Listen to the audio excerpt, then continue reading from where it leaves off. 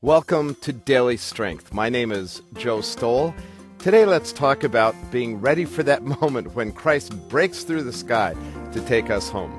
Our text, Luke 12, verse 40, which says, "You also must be ready, because the Son of Man will come at an hour when you do not expect him." I guess you're aware that periodically, current world events stir up a lot of discussion about the end times. And now, while I believe in the importance of being ready for Christ's return, I really don't put much stock in date setters who think they have all the timing figured out. After all, it's been almost, think of this, 20 years since the book 88 Reasons Why the Rapture Will Be in 1988 was published. In America, the book took Christians by storm, and as the president of Moody Bible Institute at that time, I received dozens of copies from well-meaning saints who wanted us to spread the word through Moody Radio that Jesus was coming back on September 18th.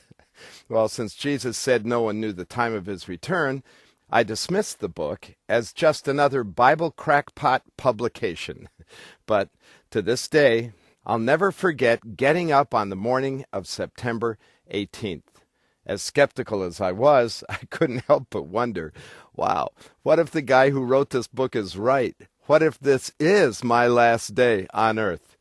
Well, our family talked about it at the breakfast table, and as my daughter walked down the driveway on her way to school, she turned around and said with a smile, "Hey, Dad, see ya in heaven." Well, I couldn't help but think of how right that sounded. I found myself thinking that I should live every day as though this were my last day here, the day that he returns to take me home, the day that I will at last see him face to face. I thought about how differently I would treat people, how interested I would be to share the gospel with friends and colleagues, how I would want to clear up past offenses and live to be really pure and really ready.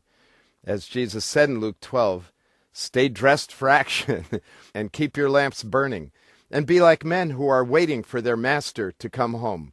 Blessed," he said, "are those servants whom the master finds awake when he comes." So, here are 4 habits of hearts that are fixed on heaven. Ready?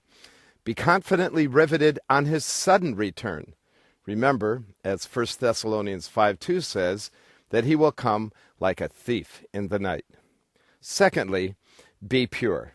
Throughout the New Testament, and particularly in 1 John 3:3, the strongest motivation for purity was always connected to the return of Christ.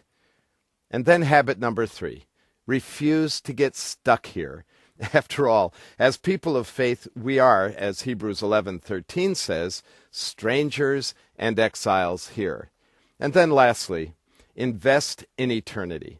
Luke 12:33 calls us to commit our time and resources to God's kingdom, his gain, and his values. I guess what we're saying is that what God really wants is for heaven to be the fire in your heart. As a friend of mine says, our lives here should be a sneak preview of the really big show to come. So, see ya in heaven.